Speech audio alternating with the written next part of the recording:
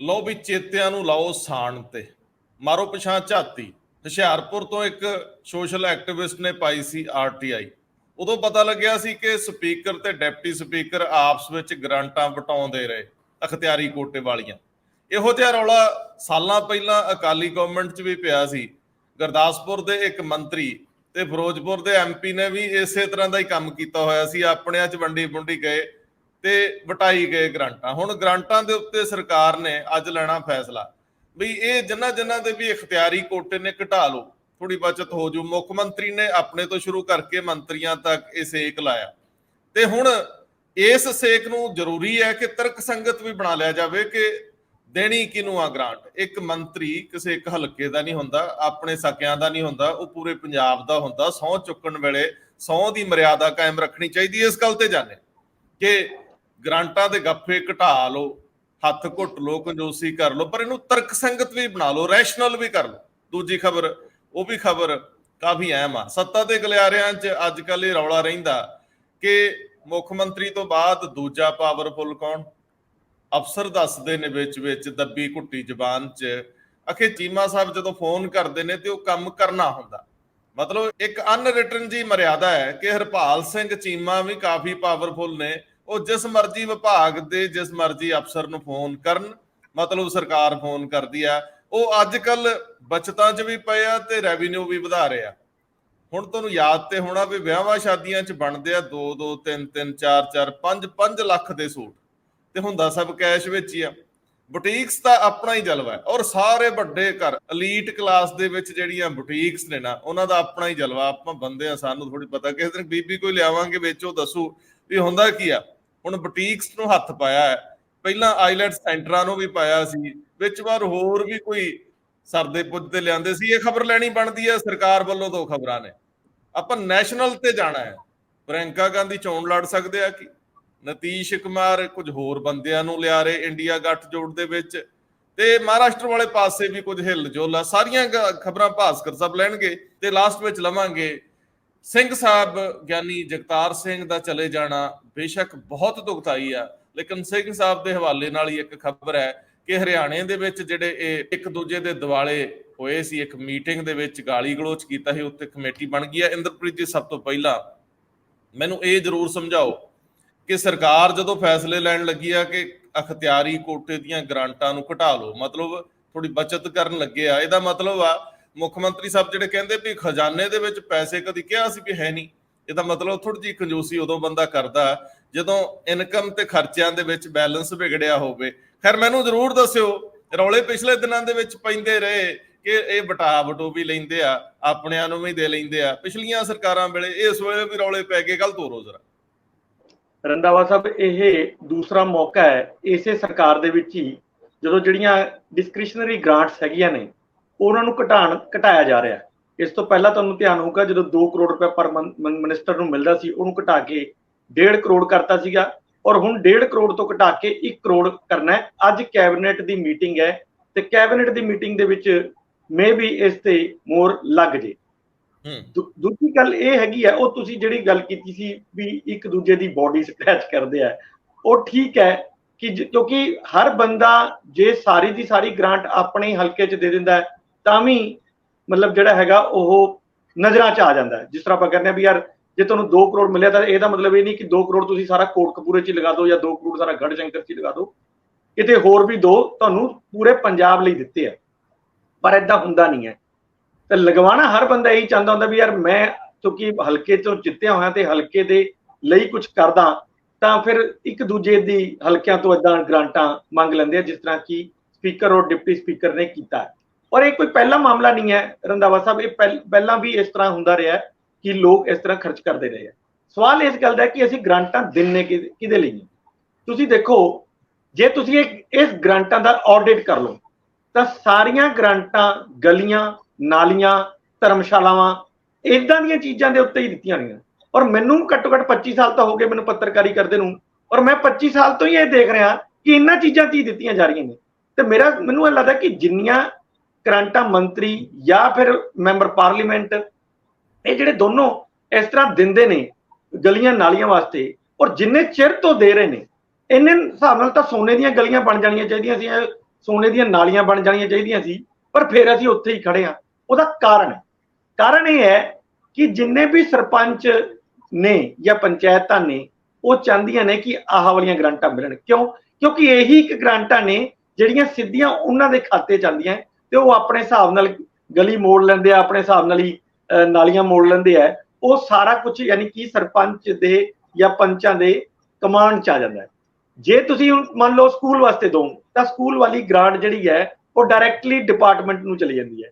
ਜੇ ਤੁਸੀਂ ਡਿਸਪੈਂਸਰੀ ਵਾਸਤੇ ਦੋ ਤਾਂ ਡਿਪਾਰਟਮੈਂਟ ਵਾਸਤੇ ਚਲੀ ਜਾਂਦੀ ਹੈ, ਤੇ ਡਿਪਾਰਟਮੈਂਟ ਉਸ ਤੇ ਖਰਚ ਕਰਦਾ ਹੈ। ਹੁਣ ਤੁਸੀਂ ਦੇਖੋ, ਇਸੇ ਕਰਕੇ ਜਿੰਨੇ ਵੀ ਇਹ ਲੋਕ ਨੇ ਗ੍ਰਾਂਟਾਂ ਵੰਡਦੇ ਨੇ, ਉਹ ਸਾਰੀਆਂ ਆਪਣੀ ਪੰਚਾਇਤਾਂ ਨੂੰ ਖੁਸ਼ ਕਰਨ ਵਾਸਤੇ ਵੰਡਦੇ, ਤਾਂ ਕਿ ਮੇਰੇ ਇੱਕ ਝੋਲਾ ਚੱਕ ਉੱਥੇ ਬੈਠੇ ਰਹਿਣ, ਜਦੋਂ ਮੈਂ ਜਾਵਾਂ ਤੇ ਮੇਰੇ ਲਈ ਵੋਟਾਂ ਮੰਗਣ, ਮੇਰੇ ਲਈ ਸਾਰਾ ਕੁਝ ਕਰਨ। ਇਹ ਸਾਰਾ ਕੰਮ ਉਦੋਂ ਕਰਦੇ ਆ। ਪਰ ਇਹਨਾਂ ਨੂੰ ਭੁੱਲਣਾ ਨਹੀਂ ਚਾਹੀਦਾ ਕਿ ਜੇ ਇਸ ਤਰ੍ਹਾਂ ਹੀ ਹੋਵੇ ਤਾਂ ਪਿਛਲੇ ਬੰਦੇ ਥੋੜਾ ਹਾਰਨ। ਫਿਰ ਤਾਂ ਤੂੰ ਇੱਕ ਜਿਹੜਾ ਬੰਦਾ ਦੇਈ ਜਾ ਰਿਹਾ ਗ੍ਰਾਂਟਾਂ, ਉਹੀ ਜਿੱਤੀ ਜਾਣ। ਇਸ ਤਰ੍ਹਾਂ ਕਦੇ ਨਹੀਂ ਹੁੰਦਾ। ਗ੍ਰਾਂਟਾਂ ਦਾ ਕੰਮਾਂ ਨੂੰ ਹੀ ਦਿੱਤੀਆਂ ਜਾਣੀਆਂ ਚਾਹੀਦੀਆਂ ਨੇ। ਮੈਂ ਤੁਹਾਨੂੰ ਇੱਕ ਐਗਜ਼ਾਮਪਲ ਦਿੰਦਾ। MP ਲੈਡ ਫੰਡ ਦੇ ਵਿੱਚ ਇੱਕ ਵਾਰੀ ਅਸੀਂ ਇੱਕ ਇੱਕ ਮੈਨੂੰ ਜਿਹੜੇ ਆਫੀਸਰਸ ਨੇ ਉਹਨਾਂ ਨੇ ਦੱਸਿਆ ਕਿ ਤੁਸੀਂ ਉਹਨਾਂ ਦਾ ਚਾਰਟ ਖੋਲ ਕੇ ਦੇਖੋ। ਗਵਰਨਮੈਂਟ ਆਫ ਇੰਡੀਆ ਨੇ ਨਵਾਂ ਆਨਲਾਈਨ ਕੀਤਾ ਸੀ ਸਾਰਾ ਕੰਮ, ਯਾਨੀ ਤੁਸੀਂ ਕਿਸੇ ਵੀ MP ਦਾ ਉਹ ਖੋਲ ਕੇ ਦੇਖੋਗੇ, ਕੱਲਾ ਕੰਮ ਤੁਹਾਨੂੰ ਨਜ਼ਰ ਆਊਗਾ ਵੀ ਉਹਨੇ ਕਿਸ ਲਈ ਦਿੱਤਾ ਪੈਸਾ। ਉਹ ਸ਼ਾਇਦ ਹੁਣ ਬੰਦ ਕਰਤਾ, ਹੁਣ ਯਾਨੀ ਕਿ ਸਿਰਫ ਉਹੀ ਖੋਲ ਸਕਦਾ ਹੈ ਜਿਹਦੇ ਅਖਤਿਆਰ ਹੈ। ਪਹਿਲਾਂ ਇਹ ਪਬਲਿਕਲੀ ਕੀਤਾ ਹੋਇਆ ਸੀਗਾ। ਸੋ ਮੈਂ ਉਹਦੇ ਚ ਪੰਜਾਬ ਦੇ 13 ਲੋਕ ਸਭਾ MP ਤੇ 7 ਜਿਹੜੇ ਰਾਜ ਸਭਾ ਦੇ MP ਦਾ ਡਾਟਾ ਕੱਢਿਆ। ਬਹੁਤ ਦਿਨ ਲੱਗੇ ਮੈਨੂੰ ਇਹ ਡਾਟਾ ਕੱਢਣ ਚ, ਪਰ ਇੱਕ ਚੀਜ਼ ਬਹੁਤ ਹੀ ਇੰਟਰਸਟਿੰਗ ਆਈ। ਉਹ ਆਈ, ਸਾਰੇ ਐਮਪੀਆਂ ਨੇ, ਜਿੰਨੇ ਵੀ MP ਨੇ, ਉਹਨਾਂ ਨੇ ਆਪਣੀ 90% ਗ੍ਰਾਂਟ ਜਿਹੜੀ ਹੈ ਉਹ ਗਲੀਆਂ ਤੇ ਨਾਲੀਆਂ ਵਾਸਤੇ ਹੀ ਦਿੱਤੀ ਸੀ ਜਾਂ ਧਰਮਸ਼ਾਲਾਵਾਂ ਵਾਸਤੇ ਦਿੱਤੀ ਸੀ। ਪਰ ਕੱਲੇ ਮਨੋਹਰ ਸਿੰਘ ਗਿੱਲ ਸੀ ਜਿਨ੍ਹਾਂ ਨੇ ਆਪਣੀ 99% ਗ੍ਰਾਂਟ ਜਿਹੜੀ ਹੈ ਉਹ ਸਰਕਾਰੀ ਸਕੂਲਾਂ ਦੇ ਵਿੱਚ ਦਿੱਤੀ ਸੀ। ਚਾਹੇ ਉੱਥੇ ਕੰਪਿਊਟਰ ਲੈਬਸ ਬਣਾਉਣੀਆਂ ਹੋਣ, ਚਾਹੇ ਉੱਥੇ ਬਾਥਰੂਮ ਬਣਾਉਣੇ ਹੋਣ, ਚਾਹੇ 4 ਦੀਵਾਰੀ ਕਰਨੀ ਹੋਵੇ। ਮਤਲਬ ਇੱਕ ਵੀ ਇਸ ਤਰ੍ਹਾਂ ਦੀ ਗ੍ਰਾਂਟ ਨਹੀਂ ਸੀ ਜਿਹੜੀ ਉਹਨਾਂ ਨੇ ਕਿਸੇ ਹੋਰ ਪਾਸੋਂ ਦਿੱਤੀ। ਉਹਨਾਂ ਨੇ ਖਾਸ ਤੌਰ ਤੇ ਕੁੜੀਆਂ ਦੇ ਸਕੂਲ ਨੂੰ ਫੋਕਸ ਕੀਤਾ। ਬਾਰਡਰ ਏਰੀਆਜ਼ ਦੇ ਵਿੱਚ ਬਹੁਤ ਬੁਰਾ ਹਾਲ ਸੀ ਸਕੂਲਾਂ ਦਾ, ਮਤਲਬ ਈਵਨ ਬਾਥਰੂਮ ਤੱਕ ਨਹੀਂ ਸੀ। ਜਦੋਂ ਮੈਂ ਉਹਨਾਂ ਨਾਲ ਗੱਲ ਕੀਤੀ ਉਹਨਾਂ ਦਾ ਵਰਜ਼ਨ ਜਾਣ ਵਾਸਤੇ ਵੀ, ਤੁਸੀਂ ਸਿਰਫ ਮਤਲਬ ਬਾਰਡਰ ਸਕੂਲਾਂ ਦੇ ਕਿਉਂ ਦਿੱਤੇ, ਬਾਕੀ ਸਕੂਲ ਵੀ ਤਾਂ ਹੈਗੇ ਆ। ਤਾਂ ਉਹਨਾਂ ਨੇ ਕਿਹਾ ਵੀ ਤੁਸੀਂ ਘੱਟੋ ਘੱਟ ਕੰਪੈਰੀਜ਼ਨ ਕਰਕੇ ਦੇਖੋ, ਤੁਸੀਂ ਆਪ ਗੱਡੀ ਚੁੱਕੋ, ਮੈਂ ਕਹਿੰਦੇ ਤੁਹਾਨੂੰ ਪੈਟਰੋਲ ਦਾ ਖਰਚਾ ਦਊਂਗਾ, ਤੁਸੀਂ 2-4 ਜ਼ਿਲ੍ਹੇ ਹੋਰ ਕਰੋ, ਫਿਰ ਤੁਸੀਂ ਬਾਰਡਰ ਡਿਸਟ੍ਰਿਕਟ ਦੇ ਜ਼ਿਲ੍ਹਿਆਂ ਨੂੰ ਕਰੋ, ਫਿਰ ਤੁਹਾਨੂੰ ਪਤਾ ਚੱਲੇਗਾ ਕਿ ਕਿੰਨਾ ਫਰਕ ਹੈ। ਬਾਰਡਰ ਡਿਸਟ੍ਰਿਕਾਂ ਦੇ ਵਿੱਚ ਕਦੇ ਧਿਆਨ ਹੀ ਨਹੀਂ ਦਿੱਤਾ ਗਿਆ। ਮੈਨੂੰ ਫਿਰ ਉੱਥੇ ਦੇ DC ਸੀਗੇ ਤਰਨਤਾਰਨ ਦੇ ਸਰਦਾਰ ਜਸਪਾਲ ਸਿੰਘ, ਇਹ 2006 ਦੀ ਗੱਲ ਹੈ। ਮੈਨੂੰ ਉਹਨਾਂ ਨੇ ਦੱਸਿਆ ਵੀ ਕਦੇ ਵੀ ਮਨੋਹਰ ਸਿੰਘ ਗਿੱਲ ਨੇ ਗ੍ਰਾਂਟ ਮੰਗੀ ਕਿਸੇ ਨੇ ਵੀ ਮਨੋਹਰ ਸਿੰਘ ਗਿੱਲ ਤੋਂ ਗ੍ਰਾਂਟ ਨਹੀਂ ਮੰਗੀ। ਉਹ ਖੁਦ ਹੀ ਆਪਣੀ ਕਾਰ ਚੱਕਦੇ ਸੀ ਤੇ ਘੁੰਮਦੇ ਸੀ ਏਰੀਆਜ਼ ਦੇ ਵਿੱਚ, ਜਿੱਥੇ ਵੀ ਉਹਨਾਂ ਨੂੰ ਲੱਗਦਾ ਸੀ ਵੀ ਆਹ ਚੀਜ਼ ਦੀ ਘਾਟ ਹੈ ਸਕੂਲ ਦੇ ਵਿੱਚ, ਉੱਥੇ ਹੀ ਉਹ DC ਨੂੰ ਸਿੱਧਾ ਹੀ ਲੈਟਰ ਤੇ ਚੈੱਕ ਭੇਜ ਦਿੰਦੇ ਸੀ ਕਿ ਇਹ ਕੱਲ ਤੋਂ ਕੰਮ ਸ਼ੁਰੂ ਕਰਵਾ ਦਿਓ। ਸੋ ਤੁਸੀਂ ਦੇਖੋ ਵੀ ਜਿਹੜੇ ਵਿਜ਼ਨਰੀ ਲੋਕ ਹੁੰਦੇ ਆ, ਉਹਨਾਂ ਨੂੰ ਪਤਾ ਹੈ ਕਿ ਸਕੂਲ ਕਿਸੇ ਇੱਕ ਬੰਦੇ ਦਾ ਨਹੀਂ ਹੈ, ਸਕੂਲ ਸਾਡੀ ਨਵੀਂ ਜਨਰੇਸ਼ਨਾਂ ਦਾ ਹੈ। ਤੇ ਸਾਡੀਆਂ ਨਵੀਂ ਜਨਰੇਸ਼ਨਾਂ ਦੀਆਂ ਕੁੜੀਆਂ ਮਤਲਬ ਜੇ ਬਾਥਰੂਮ ਵੀ ਕਰਨਾ ਹੋਵੇ ਤਾਂ ਉਹਨਾਂ ਨੂੰ ਘਰ ਜਾਣਾ ਪੈਂਦਾ ਸੀ, ਸਕੂਲ ਛੱਡ ਕੇ ਘਰ ਜਾਣਾ ਪੈਂਦਾ ਸੀ। ਤੁਸੀਂ ਦੇਖੋ ਨਾ ਸਾਡੇ ਹਾਲਾਤ ਕੀ ਸੀਗੇ। ਤਾਂ ਉਹਨਾਂ ਨੇ ਉੱਥੇ ਜੋ ਇਸ ਕਿਸਮ ਦਾ ਕੰਮ ਇਨੀਸ਼ੀਏਟ ਕੀਤਾ, ਤਾਂ ਮੈਨੂੰ ਲੱਗਦਾ ਕਿ ਅੱਜ ਬਾਰਡਰ ਦੇ ਜਿਹੜੇ ਸਕੂਲ ਨੇ ਉਹ ਥੋੜੀ ਬਹੁਤ ਉਹਨਾਂ ਦੀ ਨੁਹਾਰ ਸੰਭਲੀ ਹੈ। ਸੋ ਇਹ ਕੰਮ ਦੂਜੇ MP ਵੀ ਕਰ ਸਕਦੇ ਆ। ਇਸ ਤਰ੍ਹਾਂ ਨਹੀਂ, ਕੰਮ ਤਾਂ ਇੱਕੋ ਹੀ ਕੀਤਾ ਰੰਧਾਵਾ ਸਾਹਿਬ ਬਹੁਤ ਹੁੰਦਾ ਹੈ ਜੇ ਉਹ ਇਹੋ ਜਿਹਾ ਹੋਵੇ ਜਿਹੜਾ ਪੂਰੀ ਲੁਕਾਈ ਵਾਸਤੇ ਹੋਵੇ। ਪਰਸਨਲੀ ਮਤਲਬ ਮੇਰੇ ਘਰ ਨੂੰ ਇੱਕ ਸੜਕ ਜਾ ਰਹੀ ਹੈ ਤੇ ਮੈਂ ਕਹਾਂ ਵੀ ਇੱਥੇ ਮੇਰੀ ਸੜਕ ਬਣਵਾ ਦਿਓ ਜਾਂ ਮੇਰੇ ਘਰ ਦੇ ਟਾਇਲਾਂ ਲਗਵਾ ਦਿਓ, ਮੇਰੀਆਂ 50 ਵੋਟਾਂ ਨੇ, ਮੈਂ ਤੁਹਾਨੂੰ ਪਵਾ ਦੂੰਗਾ। ਇਹਨਾਂ ਚੀਜ਼ਾਂ ਨਾਲ ਉਹ 50 ਵੋਟਾਂ ਤਾਂ ਮਿਲ ਸਕਦੀਆਂ, ਲੇਕਿਨ ਜਿਹੜੀਆਂ 500 ਹੋਰ ਨਾਰਾਜ਼ ਹੁੰਦੀਆਂ ਨੇ, ਉਹ ਮਤਲਬ ਅਸੀਂ ਉਹਦਾ ਕਦੇ ਵੀ ਆਕਲਨ ਨਹੀਂ ਕਰਦੇ। ਜੀ, ਤੁਸੀਂ ਠੀਕ ਕਹਿ ਰਹੇ ਹੋ। OP ਸੋਨੀ ਹੁੰਦੇ ਸੀਗੇ ਅੰਮ੍ਰਿਤਸਰ ਦੇ ਮੇਅਰ, ਤੇ ਸਾਰੇ ਪੰਜਾਬ 'ਚ ਰੌਲਾ ਹੁੰਦਾ ਸੀ ਕਿ ਕੰਮ ਬੰਦਾ ਉਹ ਕਰਾ ਰਿਹਾ। OP ਸੋਨੀ ਜਦੋਂ ਡਿਪਟੀ CM ਬਣਦੇ ਆ ਜਾਂ ਉਸ ਤੋਂ ਪਹਿਲਾਂ ਮੰਤਰੀ ਬਣਦੇ ਆ, ਤੇ ਹੁਣ ਉਹ ਪੰਗਿਆਂ 'ਚ ਨੇ। ਜ਼ਿੰਦਗੀ ਦੇ ਵਿੱਚ ਤਰਜੀਹਾਂ ਤੈਅ ਕਰਨੀਆਂ ਹੁੰਦੀਆਂ, ਪਰ ਕਈ ਵਾਰੀ ਤੁਸੀਂ ਬੰਦਿਆਂ ਨੂੰ ਉਹਨਾਂ ਦੇ ਕੰਮ ਨਾਲ ਜੋੜ ਕੇ ਦੇਖਦੇ ਹੋ ਤਾਂ ਮਨਪ੍ਰੀਤ ਸਿੰਘ ਅਯਾਲੀ ਜ਼ਿਲ੍ਹਾ ਪਰਿਸ਼ਦ ਦੇ ਚੇਅਰਮੈਨ ਸੀ। ਸਾਡੇ ਦੇਸ਼ ਭਰ ਤੋਂ ਜਿਹੜੇ ਇਸ ਤਰ੍ਹਾਂ ਦੇ ਲੋਕ, ਉਹਨਾਂ ਦੇ ਕੰਮ, ਉਹਨਾਂ ਦੇ ਛੱਪੜ, ਉਹਨਾਂ ਦੇ ਉਹ ਦੇਖਣ ਆਉਂਦੇ ਹੁੰਦੇ ਸੀ। ਮੈਂ ਡਾਕਟਰ ਮਨੋਹਰ ਸਿੰਘ ਗਿੱਲ ਨਾਲ ਅਕਸਰ ਰਾਬਤੇ 'ਚ ਰਹਿੰਦਾ ਹਾਂ, ਔਰ ਅਸੀਂ ਬਹੁਤ ਸਾਰੇ ਐਪੀਸੋਡ ਉਹਨਾਂ ਨਾਲ ਕੀਤੇ ਨੇ। ਤੇ ਮੈਨੂੰ ਉਹ ਇਹ ਗੱਲਾਂ ਦੱਸਦੇ ਹੁੰਦੇ ਵੀ ਕਿਵੇਂ ਕੈਰੋਂ ਪਿੰਡ ਦੇ ਵਿੱਚ ਤੇ ਉਹਨਾਂ ਨੇ ਹੋਰ ਜਗ੍ਹਾ ਕੁੜੀਆਂ ਦੇ ਹੋਸਟਲ ਤੱਕ ਬਣਾਤੇ, ਜਿਹੜੇ ਰੈਜ਼ੀਡੈਂਸ਼ੀਅਲ ਸਰਕਾਰੀ ਸਕੂਲ ਸੀਗੇ। ਖੈਰ ਜੇ ਤੁਸੀਂ ਉਹਨਾਂ ਦੀ ਗੱਲ ਕਰੋ ਤਾਂ ਉਹ ਤਾਂ ਇੰਨੀ ਲੰਬੀ ਫਹਿਰਿਸਤ ਆ। ਜਦੋਂ ਚੰਡੀਗੜ੍ਹ ਵਸ ਰਿਹਾ ਸੀ ਤੇ ਉਹ ਅੰਬਾਲੇ ਦੇ ਜ਼ਿਲ੍ਹੇ ਦੇ ਵਿੱਚ ਆਉਂਦਾ ਸੀਗਾ ਤੇ ਉਹ ਉਦੋਂ ਉੱਥੇ DC ਹੁੰਦੇ ਸੀ। ਜੇਕਰ ਜ਼ਰੂਰਤ ਪਈ ਭਾਖੜਾ ਜਦੋਂ ਬਣ ਰਿਹਾ ਸੀ ਉਹਨਾਂ ਵੇਲਿਆਂ 'ਚ, ਤੇ ਫਿਰ ਜਦੋਂ ਪੰਜਾਬ ਦੀਆਂ ਲਿੰਕ ਰੋਡਸ ਬਣ ਰਹੀਆਂ ਸੀ, ਕਿੰਨਾ ਵੱਡਾ ਯੋਗਦਾਨ ਵੱਡੇ ਅਫਸਰਾਂ ਦਾ ਹੁੰਦਾ। ਜਦੋਂ ਜੰਗ ਲੱਗੀ ਆ ਉਦੋਂ ਵੀ ਇਹਨਾਂ ਨੇ ਕਿਸ ਤਰੀਕੇ ਨਾਲ ਉੱਥੇ ਆਰਮੀ ਪਹੁੰਚਾਈ, ਉੱਥੇ ਜਿਹੜਾ ਹਥਿਆਰ ਗੋਲੀ ਸਿੱਕਾ ਪਹੁੰਚਾਉਣ ਦੇ ਵਿੱਚ ਬਤੌਰ DC ਟਰੱਕ ਇੱਧਰੋਂ ਉੱਧਰੋਂ ਫੜ ਕੇ ਅਰੇਂਜ ਕਰਕੇ ਸਾਰਾ ਕੁਝ ਕੀਤਾ। ਖੈਰ ਇਹ ਉਹ ਸਮੇਂ ਸੀ ਜਦੋਂ captain Amarinder Singh OSTC general Harbakhsh Singh ਦੇ ਤੇ ਹਰਬਖਸ਼ ਸਿੰਘ ਤੈਨਾਤ ਸੀ ਇੱਧਰ ਬਾਰਡਰ ਦੇ ਏਰੀਏ ਦੇ ਵਿੱਚ, ਜਿੱਥੇ ਅੰਮ੍ਰਿਤਸਰ ਨੂੰ ਲਗਭਗ ਖਤਰੇ 'ਚ ਲੈਂਦਾ ਗਿਆ ਸੀ। ਸਰਕਾਰ ਨੇ ਕਹਿ ਦਿੱਤਾ ਸੀ, ਆਰਮੀ ਚੀਫ ਨੇ, ਕਿ ਬਿਆਸ ਛੱਡ ਜੋ। ਇਹ ਉਹ ਲੋਕ ਸੀ ਜਿਹੜੇ ਰਲ ਕੇ ਕੰਮ ਕਰ ਰਹੇ ਸੀ ਉਦੋਂ। ਮਰ ਜਾਵਾਂਗੇ, ਆਪਣਾ ਗੁਰੂ ਆਪਣੀ ਧਰਤੀ ਨਹੀਂ ਛੱਡਣੀ। ਖੈਰ ਜ਼ਿੰਦਗੀ ਇਵੇਂ ਵੀ ਚੱਲਦੀ ਹੈ ਤੇ ਹੁਣ ਮੁੱਖ ਮੰਤਰੀ ਸਾਹਿਬ ਅਖਤਿਆਰੀ ਕੋਟਿਆਂ ਦਾ ਫੈਸਲਾ ਲੈਣ ਲੱਗਿਆ। ਮੰਤਰੀਆਂ ਨੂੰ ਤਾਂ ਹੋਰ ਵਿਚਾਰਿਆਂ ਨੂੰ 2 ਤੋਂ 1.5 ਤੇ 1.5 ਤੋਂ 1। ਮੁੱਖ ਮੰਤਰੀ ਸਾਹਿਬ ਆਪਣੀ ਵੀ ਗ੍ਰਾਂਟ ਮੇਰੇ ਖਿਆਲ 50 ਕਰੋੜ ਤੋਂ ਘਟਾ ਰਹੇ ਕਾਫੀ। ਤੇ ਭਾਸਕਰ ਸਾਹਿਬ ਇਹ ਚੀਜ਼ਾਂ ਦੇ ਉੱਤੇ ਇੱਕ ਟਿੱਪਣੀ ਹਲਕੀ ਜੀ ਕਰੋ, ਫਿਰ ਤੁਹਾਡੇ ਹਿੱਸੇ ਦੇ ਸਵਾਲ ਨਾਲ ਤੁਰਦੇ ਹਾਂ। ਇਹ ਦੂਜੀ ਵਾਰ ਹੈਗਾ ਜਿਸ ਤਰ੍ਹਾਂ ਇੰਦਰਪ੍ਰੀਤ ਉਹਨਾਂ ਨੇ ਦੱਸਿਆ ਕਿ ਇਹ ਗ੍ਰਾਂਟ ਘਟਾਈ ਜਾ ਰਹੀ ਹੈ, ਡਿਸਕ੍ਰਿਸ਼ਨਰੀ ਗ੍ਰਾਂਟ। ਹੁਣ ਮੁੱਖ ਮੰਤਰੀ ਦੀ 50 ਕਰੋੜ ਦੀ ਗ੍ਰਾਂਟ ਹੁੰਦੀ ਸੀ, ਉਹਨੂੰ ਕਰਕੇ 37 ਕਰੋੜ ਦਾ ਪ੍ਰਪੋਜ਼ਲ ਹੈਗਾ ਤੇ 1.5 ਕਰੋੜ ਰੁਪਏ ਮੰਤਰੀਆਂ ਦੀ ਗ੍ਰਾਂਟ ਹੁੰਦੀ ਸੀ, ਹੁਣ ਘਟਾ ਕੇ 1 ਕਰੋੜ ਕੀਤਾ ਜਾ ਰਿਹਾ। ਪਹਿਲੇ 3 ਕਰੋੜ ਹੁੰਦੀ ਸੀ, ਪਹਿਲੇ 1.5 ਕਰੋੜ ਕੀਤੀ ਗਈ ਸੀ। ਇਹ ਕਿਉਂ ਕੀਤਾ ਜਾ ਰਿਹਾ? ਇਹਦਾ ਇੱਕ ਮੇਨ ਵਜ੍ਹਾ ਇਹ ਵੀ ਹੈ ਕਿ ਇਹ ਜਿੰਨੇ ਵੀ ਪੈਸੇ ਵੰਡੇ ਜਾਂਦੇ ਨੇ, ਕਈ ਵਾਰ ਧਰਮਸ਼ਾਲਿਆਂ, ਗੁਰਦੁਆਰਿਆਂ ਜਾਂ ਕਿਸੇ ਹੋਰ ਪਰਪਸ ਵਾਸਤੇ ਜ਼ਿਆਦਾ ਵੰਡੇ ਜਾਂਦੇ ਨੇ, ਔਰ ਇਹ ਕੈਪੀਟਲ ਐਕਸਪੈਂਡੀਚਰ ਦਾ ਪਾਰਟ ਨਹੀਂ ਬਣਦਾ। ਅੱਗੇ ਹੀ ਸਾਡਾ ਸੂਬਾ ਟੋਟਲ ਬਜਟ ਦਾ ਸਿਰਫ 2% ਕੈਪੀਟਲ ਐਕਸਪੈਂਡੀਚਰ ਹੈ, ਔਰ ਜੇ ਇਹ ਗ੍ਰਾਂਟਾਂ ਵੀ ਕੈਪੀਟਲ ਐਕਸਪੈਂਡੀਚਰ ਦਾ ਪਾਰਟ ਨਾ ਬਣਨ ਔਰ ਇਹਦੇ ਰਾਹੀਂ ਕੋਈ ਵੋਟਾਂ ਦਾ ਵੀ ਕੋਈ ਬਹੁਤ ਜ਼ਿਆਦਾ ਫਾਇਦਾ ਨਾ ਹੁੰਦਾ ਹੋਵੇ।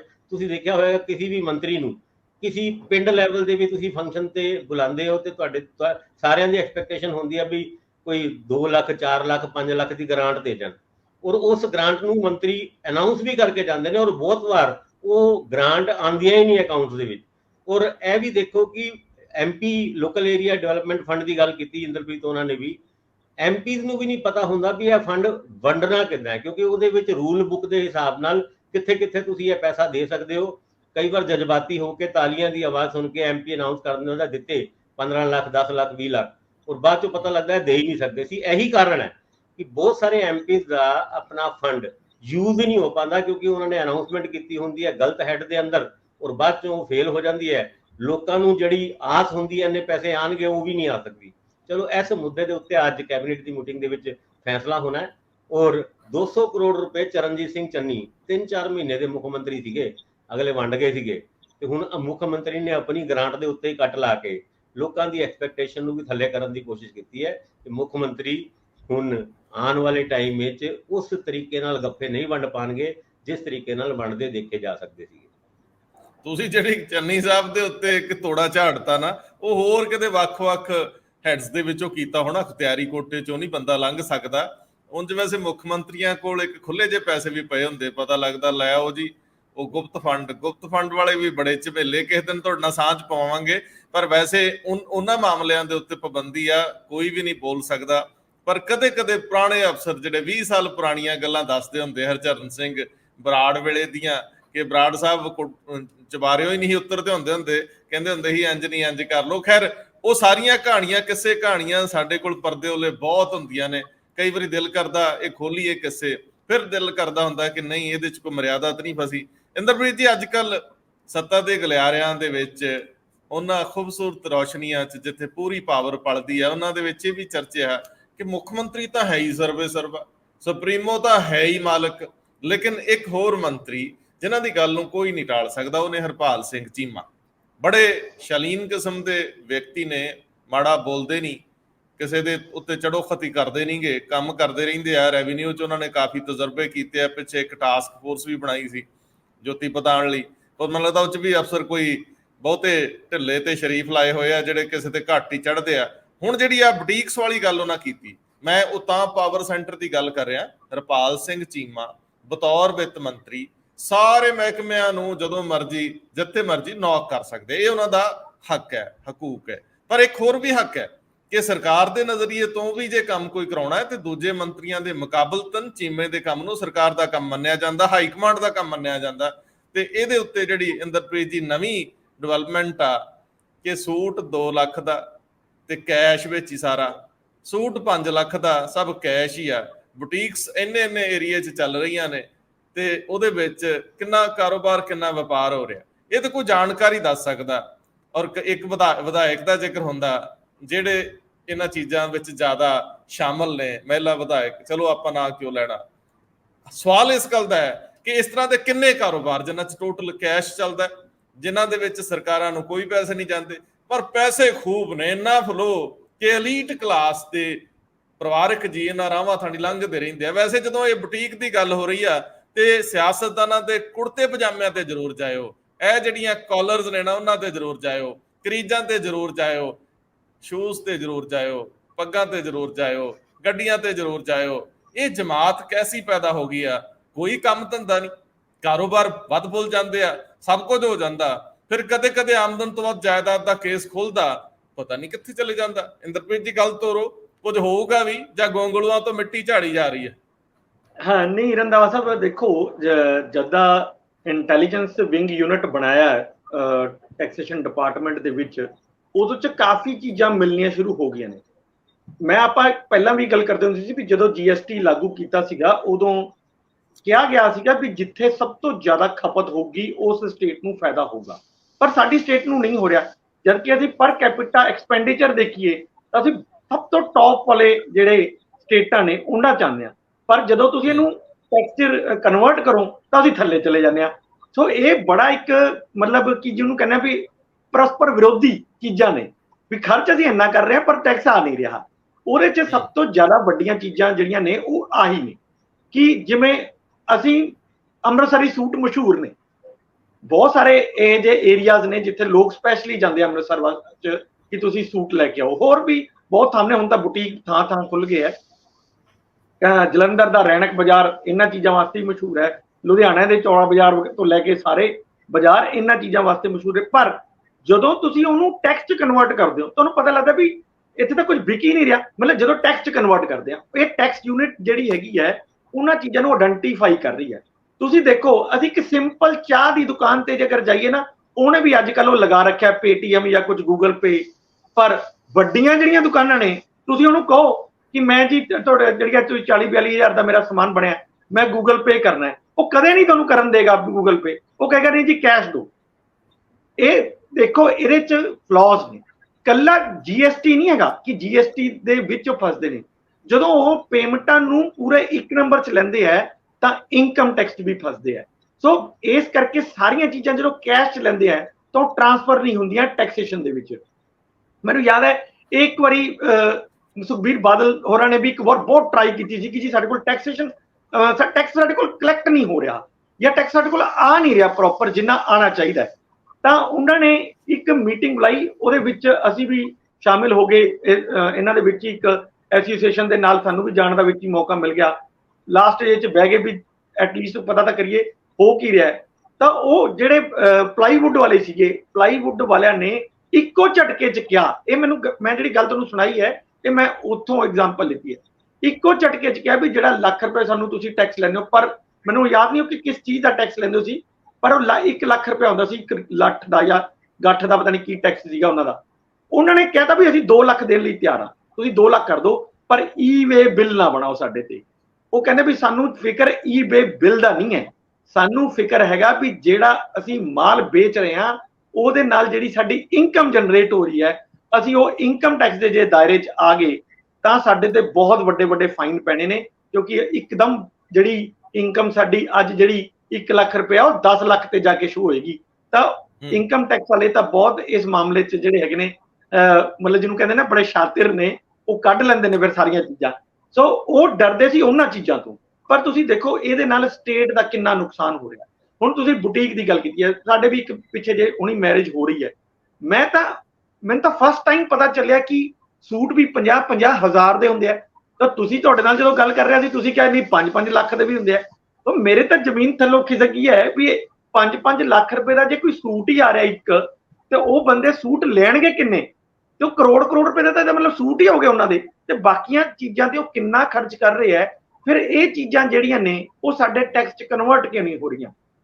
ਸੋ ਇਹ ਇੱਕ ਚੰਗਾ ਹੱਥ ਪਾਇਆ ਹੈ। ਮੈਨੂੰ ਲੱਗਦਾ ਹੈ ਇਹ ਅਗਰ ਕਾਮਯਾਬ ਹੋ ਜੀ, ਅਸੀਂ ਸਾਡੇ ਵੀ ਜਿਹੜੀ ਰੈਵਨਿਊ ਹੈਗੀ ਹੈ ਉਹ ਹਰਿਆਣੇ ਦੇ ਬਰਾਬਰ 60-65 ਹਜ਼ਾਰ ਦੀ ਹੋ ਜੇ, ਤਾਂ ਮੈਨੂੰ ਲੱਗਦਾ ਕਿ ਅਸੀਂ ਜਿਹੜਾ ਭਾਸਕਰ ਸਾਹਿਬ ਹੁਣੀ ਕਹਿ ਰਹੇ ਸੀ ਕਿ ਸਿਰਫ 2% ਕੈਪੀਟਲ ਐਕਸਪੈਂਡੀਚਰ ਖਰਚ ਹੁੰਦਾ ਹੈ, ਤਾਂ ਅਸੀਂ ਵੀ ਇਹਨੂੰ 20% ਤੱਕ ਕਰ ਲਈਏ ਤਾਂ ਇਹ ਜੀ ਇੱਕ ਆਸ ਤਾਂ ਮੈਨੂੰ ਹੈਗੀ ਹੈ। ਪਰ ਮੈਨੂੰ ਨਹੀਂ ਪਤਾ ਕਿ ਹੁਣ ਸੂਟਾਂ ਸਾਟਾਂ ਚੋਂ ਇੰਨਾ ਕੁ ਉਹ ਨਿਕਲਦਾ ਹੈ ਟੈਕਸ ਕਿ ਨਹੀਂ ਨਿਕਲਦਾ। ਤੁਸੀਂ ਜਦੋਂ 40-45 ਹਜ਼ਾਰ ਦੀ ਸ਼ਾਪਿੰਗ ਦੀ ਗੱਲ ਕਰ ਰਹੇ ਸੀ ਤਾਂ ਤੁਸੀਂ ਮੈਨੂੰ ਆਪਣੇ ਆਪ ਨੂੰ ਭਾਸਕਰ ਸਾਹਿਬ ਨੂੰ ਧਿਆਨ 'ਚ ਰੱਖ ਕੇ ਕਰ ਰਹੇ ਸੀ, ਇੰਜ ਨਹੀਂਗਾ। ਇਹ ਸ਼ਾਪਿੰਗ ਬੜੇ ਬੜੇ ਦੂਰ ਤੱਕ ਚਲੇ ਜਾਂਦੀ ਹੈ, 20-20 ਲੱਖ, 10-10 ਲੱਖ, 5-5 ਲੱਖ ਤੱਕ ਜਾਂਦੀ ਹੈ ਜਦੋਂ ਵੱਡੇ ਬੰਦੇ ਬੈਠੇ ਹੁੰਦੇ ਆ।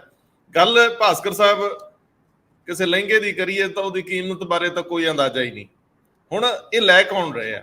ਚੀਮਾ ਸਾਹਿਬ ਵੀ ਸਾਡੇ ਵਰਗੇ ਬੰਦੇ ਨੇ, ਹੈਂਡ ਟੂ ਮਾਊਥ। ਚਲੋ ਹੁਣ ਤਾਂ ਉਹਨਾਂ ਕੋਲ ਵੱਡੀ ਕੋਠੀ ਆ, ਕਾਰਾਂ ਦਾ ਕਾਫਲਾ ਹੈ, ਸਰਕਾਰੀ ਨੇ, ਚਲੇ ਜਾਂਦੀਆਂ, ਦੇਰ ਤੱਕ ਨਹੀਂ ਰਹਿੰਦੀਆਂ। ਆਪਣਾ ਜੇ ਬਣਾ ਲੈਣ ਕੁਛ ਉਨੇਕੀ ਕਰਕੇ ਕਿੱਦਾਂ ਇਨਕਮ ਵਧਾ ਲੈਣਗੇ ਮੈਨੂੰ ਨਹੀਂ ਪਤਾ, ਕਿਉਂਕਿ ਪੋਲੀਟੀਸ਼ੀਅਨ ਕਰ ਲੈਂਦੇ ਹੁੰਦੇ ਆ। ਪਰ ਇਹ ਤਾਂ ਇਮਾਨਦਾਰ ਨੇ ਸਾਰੇ, ਕਿਉਂ ਕਰਨਗੇ? ਖੈਰ ਮੈਂ ਕਿਉਂ ਜਾਵਾਂ ਉਸ ਗੱਲ ਤੇ। ਚੀਮਾ ਸਾਹਿਬ ਵਿਜ਼ਨ ਵੱਡਾ ਕਰੋ, ਵੱਡੇ ਬੰਦਿਆਂ 'ਚ ਬੈਠਿਆ ਕਰੋ। ਹੁਣ ਵੱਡੇ ਬੰਦੇ ਕਿਹੜੇ? ਪ੍ਰਾਪਰਟੀ ਦਾ ਕੰਮ ਕਰਨ ਵਾਲੇ ਤੁਹਾਡੇ ਆਪਣੇ ਵੀ ਹੈਗੇ ਆ, ਦੇਖ ਲਿਓ ਉੱਥੇ ਤੁਹਾਡੇ ਮੰਤਰੀ ਆਪਣੇ, ਤੁਹਾਡੇ ਵਿਧਾਇਕਾਂ 'ਚ ਵੀ ਕਈ ਬੰਦੇ ਹੈਗੇ ਆ ਪੁਰਾਣਾ ਪ੍ਰਾਪਰਟੀ ਦਾ ਕੰਮ ਕਰੇ। ਚੰਡੀਗੜ੍ਹ ਦੇ ਆਸ-ਪਾਸ ਉਸਰ ਰਿਹਾ ਪੂਰਾ ਕੰਕਰੀਟ ਜੰਗਲ, ਉਹਦੇ ਵਿੱਚ ਖੁੱਲੀ ਗੱਡੀ ਦੇ ਵਿੱਚ ਘੁੰਮ ਕੇ ਆਓ 2-4 ਵਾਰੀ, ਸਾਰਾ ਜਿੰਨਾ ਘੁੰਮਿਆ ਨਹੀਂ ਜਾਣਾ, ਪੂਰਾ ਦਿਨ ਲੱਗ ਜਾਂਦਾ ਅੱਜ ਕੱਲ। ਤੇ ਫਿਰ ਇਹ ਦੇਖੋ ਕਿ ਪੈਸਾ ਲੀਕੇਜ 2 ਨੰਬਰ ਦਾ, ਕੈਸ਼ ਕਿੱਥੇ ਆ ਜ਼ਿਆਦਾ? ਬੁਟੀਕ ਚੋਂ ਕੁਝ ਉਹਨਾਂ ਹਾਸਲ ਨਹੀਂ ਹੋਣਾ। ਜੇ ਹਾਸਲ ਕਰਨਾ ਹੈ ਨਾ ਤਾਂ ਫਿਰ ਜਿਹੜੀਆਂ ਰਜਿਸਟਰੀਆਂ ਹੁੰਦੀਆਂ ਹੀ ਨਹੀਂ 3-3 4-4 ਥਾਵਾਂ ਤੇ, ਜਿਹੜੇ ਇਕਰਾਰਨਾਮੇ ਨੇ, ਜਿਹੜੀਆਂ ਅਰਬਾਂ ਦੀਆਂ ਡੀਲਸ ਹੋ ਰਹੀਆਂ ਨੇ, ਕਰੋੜਾਂ ਤਾਂ ਚਲੋ ਹੁਣ ਛੋਟੀ ਗੱਲ ਹੋ ਗਈ ਆ, ਉਹਨਾਂ ਤੇ ਝਾਤੀ ਮਾਰੋ। ਨਹੀਂ ਕਰਨਾ, ਤੁਸੀਂ ਕਰ ਨਹੀਂ ਸਕਦੇ, ਕਰ ਹੀ ਨਹੀਂ ਸਕਦੇ ਭਾਸਕਰ ਸਾਹਿਬ। ਦੇਖੋ ਸਿੱਧੀ ਗੱਲ ਹੈਗੀ, ਤੁਸੀਂ ਬਿਲਕੁਲ ਠੀਕ ਕਿਹਾ ਕਿ ਗੱਡੀ ਚੀਮਾ ਸਾਹਿਬ ਲੈਣ, ਇੱਕ ਦਿਨ ਮਹਿਲਾਵਾਂ ਐਮਐਲਏ ਨੂੰ ਬਿਠਾਣ, ਤੇ ਫਿਰ ਇਹ ਬੁਟੀਕ ਵਰਗੀ ਜਿੱਦਾਂ ਹੋਰ ਸੰਸਥਾਵਾਂ ਹੈਗੇ ਨੇ, ਹੋਰ ਵੀ ਇੱਕ ਤਰੀਕੇ ਨਾਲ ਪਾਰਲਰ ਟਾਈਪ ਵੀ ਖੁੱਲੇ ਹੋਏ ਨੇ, ਉੱਥੇ ਵੀ ਬਹੁਤ ਕੁਝ ਮਿਲੇਗਾ। ਹੁਣ ਗੱਲ ਹੈਗੀ ਹੈ ਕਿ ਇਹ ਚੋਰੀਆਂ ਕਿਉਂ ਹੁੰਦੀ ਹੈ, ਕਿਉਂ? ਬੁਟੀਕ ਦੀ ਗੱਲ ਕੋਈ ਨਵੀਂ ਨਹੀਂ ਹੈਗੀ। ਇੱਦਾਂ ਦੇ ਬਹੁਤ ਸਾਰੇ ਛੋਟੇ ਛੋਟੇ ਵੱਡੇ ਵੱਡੇ ਆਊਟਲੈਟਸ ਹੈਗੇ ਨੇ ਜਿਹਦੇ ਵਿੱਚ ਟੈਕਸ ਦੀ ਚੋਰੀ ਹੁੰਦੀ ਹੈ, ਔਰ ਕਈ ਵਾਰ ਟੈਕਸ ਦੀ ਚੋਰੀ ਦੀ ਵਜ੍ਹਾ ਵੀ ਮੰਤਰੀ, ਐਮਐਲਏ, ਹੋਰ ਪੋਲੀਟੀਸ਼ੀਅਨਸ ਬਣਦੇ ਨੇ। ਕਿਉਂਕਿ ਮੈਨੂੰ ਇੱਕ ਇਨਸੀਡੈਂਟ ਯਾਦ ਆ ਗਿਆ ਤੁਹਾਡੀਆਂ ਇਹਨਾਂ ਗੱਲਾਂ ਤੋਂ। ਇੱਕ ਵਾਰ ਇੱਕ ਅਫਸਰ ਸੀਗੇ ਵੱਡੇ, ਉਹਨਾਂ ਦੀ ਵੋਟੀ ਨੇ ਪਟਿਆਲੇ ਤੋਂ ਸੂਟ ਸਵਾਣੇ ਸੀਗੇ, ਤੇ ਉਸ ਡਿਪਾਰਟਮੈਂਟ ਦੇ ਵੱਡੇ ਅਫਸਰਾਂ ਦੀ ਡਿਊਟੀ ਲਾਈ ਗਈ ਕਿ ਵੀ ਮੇਰੀ ਵਾਈਫ ਦੇ ਸੂਟ ਹੈਗੇ ਆ ਪਟਿਆਲੇ ਤੇ ਉਹ ਲੈ ਕੇ ਆਣੇ ਆ। ਤੇ ਉਹ ਡਿਪਾਰਟਮੈਂਟ ਵੀ ਬੜਾ ਭਾਰੂ ਸੀਗਾ, ਜਿਹੜੇ ਕਮਾਈ ਵਾਲਾ ਡਿਪਾਰਟਮੈਂਟ ਹੁੰਦਾ ਹੈ। ਤੇ ਉਸ ਵੱਡੇ ਅਫਸਰ ਨੇ ਛੋਟੇ ਅਫਸਰ ਦੀ ਡਿਊਟੀ ਲਾਈ ਕਿ ਵੀ ਪਟਿਆਲੇ ਤੋਂ ਮੈਡਮ ਦੇ ਸੂਟ ਲੈ ਕੇ ਆਣੇ ਆ। ਉਹ ਕਹਿੰਦੇ ਵੀ ਠੀਕ ਹੈ, ਕਿੰਨੇ ਦੇ ਹੈਗੇ ਆ ਸੂਟ? ਕਹਿੰਦੇ ਉੱਥੇ ਜਾ ਕੇ ਪਤਾ ਲੱਗੂਗਾ। ਕਹਿੰਦੇ ਜਨਾਬ ਜੇ 5-10 ਹਜ਼ਾਰ ਦੇ ਹੈਗੇ ਤੇ ਮੈਂ ਲੈ ਆਉਂਗਾ, ਜੇ ਇਸ ਤੋਂ ਉੱਤੇ ਦਾ ਅਮਾਊਂਟ ਹੋਇਆ ਤੇ ਫਿਰ ਤੁਸੀਂ ਮੈਨੂੰ ਉਸ ਆਨਲਾਈਨ ਪੈਸੇ ਭੇਜਣੇ ਪੈਣੇ ਆ ਤੁਹਾਨੂੰ। ਤੇ ਕਹਿੰਦੇ ਨਹੀਂ ਨਹੀਂ ਤੂੰ ਜਾ ਲੈ ਕੇ ਆ। ਉੱਥੇ ਜਾਂਦਾ ਹੈ ਤੇ ਉਹ ਜਿਹੜਾ ਬੁਟੀਕ ਵਾਲਾ ਹੋ ਗਿਆ, ਉਹ 50,000 ਤੋਂ ਵੱਧ ਦੀ ਪੇਮੈਂਟ ਮੰਗਦਾ ਹੈ, ਔਰ ਉਸ ਤੋਂ ਇਲਾਵਾ ਇੱਕ ਹੋਰ ਖਾਤਾ ਅੱਗੇ ਕਰ ਦਿੰਦਾ ਹੈ ਕਿ 70,000 ਪਹਿਲੇ ਵੀ ਸੀਗੇ, ਯਾਨੀ 1,20,000 ਰੁਪਏ ਦੀ ਪੇਮੈਂਟ ਮੰਗੀ ਜਾਂਦੀ ਹੈ। ਫਿਰ ਉਹ ਵੱਡੇ ਅਫਸਰ ਨੂੰ ਫੋਨ ਕਰਦੇ ਨੇ ਕਿ ਜਨਾਬ ਕੀ ਕਰਾਂ, ਇੱਥੇ ਤੇ 1,20,000 ਹੈ, ਤੂੰ ਕਹਿੰਦੇ ਸੂਟ ਲੈ, ਕਹਿੰਦੇ ਬਾਅਦ ਚੋਂ ਪੇਮੈਂਟ ਕਰ ਦਾਂਗੇ। ਉਹ ਟੇਲਰ ਜਾਂ ਬੁਟੀਕ ਵਾਲਿਆਂ ਨੇ ਮਨਾ ਕਰਤਾ ਕਿ ਨਹੀਂ, ਅਸੀਂ ਇਹ ਪੈਸੇ ਨਹੀਂ ਦੇਣੇ, ਜਦ ਤੱਕ ਪੁਰਾਣੇ ਪੈਸੇ ਨਹੀਂ ਦੋਗੇ, ਇਹਦੇ ਪੈਸੇ ਨਹੀਂ ਦੋਗੇ, ਤਦ ਤੱਕ ਆਪਾਂ ਸੂਟ ਨਹੀਂ ਦੇਵਾਂਗੇ। ਤੇ ਉਸ ਟਾਈਮ ਉਸ ਵੱਡੇ ਅਫਸਰ ਨੂੰ ਆਪਣੇ ਸਬਆਰਡੀਨੇਟ ਨੂੰ ਕਹਿਣਾ ਪਿਆ ਕਿ ਤੂੰ ਏਦਾਂ ਕਰ, ਸੂਟ ਫਿਲਹਾਲ ਛੱਡਾ, ਕੱਲ ਆਪਾਂ ਪੈਸੇ ਇਕੱਠੇ ਕਰਕੇ ਦੁਬਾਰਾ ਇਹ ਸੂਟ ਲੈਣ ਜਾਵਾਂਗੇ। ਇਹ ਸਾਰੀ ਗੱਲਾਂ ਬਹੁਤ ਵਾਰ ਕਈ ਡਿਪਾਰਟਮੈਂਟ ਤੋਂ ਤੁਹਾਨੂੰ ਸਾਹਮਣੇ ਆ ਸਕਦੀਆਂ। ਹੁਣ ਪਿੱਛੇ ਡੀਐਸਪੀ ਮੌੜ, ਉਹ ਰਿਸ਼ਵਤ ਲੈਂਦੇ ਹੋਏ ਫੜੇ ਗਏ, ਤੇ ਉਹਨਾਂ ਦੀ ਕਥਿਤ ਤੌਰ ਤੇ ਵਿਜੀਲੈਂਸ ਦੇ ਵਿੱਚ ਪੁੱਛਗਿੱਛ ਹੋਈ ਤੇ ਉਹ ਕਹਿੰਦੇ ਨੇ ਅਸੀਂ ਰਿਸ਼ਵਤ ਕਿਉਂ ਨਾ ਲਈਏ, ਸਾਡੇ ਕੋਲੋਂ 2 ਲੱਖ ਦੀ ਮੰਥਲੀ ਇੱਕ ਪੋਲੀਟੀਸ਼ੀਅਨ ਮੰਗਦਾ ਹੈ ਤੇ ਉਹਦੀ ਖਾਤਾ ਪੂਰਾ ਕਰਨ ਵਾਸਤੇ ਸਾਨੂੰ ਇਹ 30,000 ਰੁਪਏ ਇਕੱਠੇ ਕਰਨੇ ਪੈਂਦੇ ਨੇ। ਗੱਲ ਇੱਥੇ ਤੱਕ ਚਲੇ ਜਾਏ ਤੇ ਚੀਮੇ ਸਾਹਿਬ ਨੂੰ ਇਹ ਵੀ ਸਾਰੀ ਗੱਲਾਂ ਦਾ, ਜਿਹੜੀ ਗੱਡੀ ਦੇ ਵਿੱਚ ਐਮਐਲਏ ਬਿਠਾਉਣ ਦੀ ਗੱਲ ਕਰ ਰਹੇ ਆ, ਉਹਨਾਂ ਨੂੰ ਵੀ ਪੁੱਛ ਲਓ ਵੀ ਤੁਹਾਡਾ ਤੇ ਕੋਈ ਇਹਦੇ ਵਿੱਚ ਕੋਈ ਹੱਥ ਜਾਂ ਕੋਈ ਹਿੱਸਾ ਤੇ ਨਹੀਂ ਹੈ, ਕਿਉਂਕਿ ਬਾਅਦ ਚੋਂ ਅਗਰ ਅਸੀਂ ਹੱਥ ਪਾਈਏ ਤੇ ਤੁਸੀਂ ਹੀ ਇਹਨਾਂ ਦੇ ਬਚਾਅ ਵਿੱਚ ਆਓਗੇ। ਚਲੋ ਇਹ ਗੱਲਾਂ ਮੈਂ ਥੋੜੀ ਜਿਹੀ ਫालतू ਜ਼ਰੂਰ ਕਰ ਰਿਹਾ, ਪਰ ਇਹ ਕਿਸੇ ਨਾ ਕਿਸੇ ਜਗ੍ਹਾ ਰੈਲੇਵੈਂਸ ਹੈਗੀ ਹੈ। ਫालतू ਕਿੱਦਾਂ ਤੁਸੀਂ ਫालतू ਕਿੱਦਾਂ ਕਰ ਰਹੇ ਭਾਸਕਰ ਸਾਹਿਬ? ਦੇਖੋ ਗੱਲ ਜਿੰਨਾ ਵੱਡਾ ਪੋਲੀਟੀਸ਼ੀਅਨ ਉਨੀ ਵੱਡੀ ਚਰਚਾ। ਰਾਜਾ ਵੜਿੰਗ ਸਾਹਿਬ ਨੇ ਉੱਥੇ ਇੱਕ ਕੁੜਤੇ ਕੱਟਤੇ ਜੇ ਸਵਾਏ ਹੋਏ ਸੀ, ਉਹ ਦਰਜੀ ਨਾਲ ਪੈ ਗਿਆ ਪੰਗਾ, ਕਿੰਨੇ ਮੀਮ ਬਣ ਗਏ ਉੱਤੇ। ਦੇਖੋ ਜਿੱਥੇ ਕਿਤੇ ਮਾੜੀ ਮੋਟੀ ਅੱਗ ਹੋਵੇ ਉੱਥੇ ਤੇ ਧੂਆਂ ਕਿਤੇ ਧੁੰਦਲਾ ਕਿਤੇ ਗਾੜਾ ਦਿਸਦਾ ਨਾ। ਤੇ ਖੈਰ ਮੈਂ ਉਹਦੇ ਉੱਤੇ ਨਹੀਂ ਜਾਂਦਾ। ਮੈਂ ਇੰਦਰਪ੍ਰੀਤ ਜੀ ਇੱਕ ਚੀਜ਼ ਹੋਰ ਲੈਣਾ ਚਾਹੁੰਦਾ ਇਹਦੇ ਚ, ਭਾਸਕਰ ਸਾਹਿਬ ਨੇ ਗੱਲ ਥੋੜੀ ਜਿਹੀ ਮੋਕਲੀ ਕਰਤੀ, ਵੱਡੀ ਕਰਤੀ ਹੈ। ਜਿਹੜਾ ਦਰਅਸਲ ਰੈਵਨਿਊ ਬਹੁਤ ਖਿਲਰ ਰਿਹਾ ਤੇ ਆ ਨਹੀਂ ਰਿਹਾ ਖਜ਼ਾਨੇ 'ਚ, ਉਹ ਹੈਗਾ ਪ੍ਰਾਪਰਟੀ ਕਾਰੋਬਾਰ ਨਾਲ ਜੁੜਿਆ ਹੋਇਆ।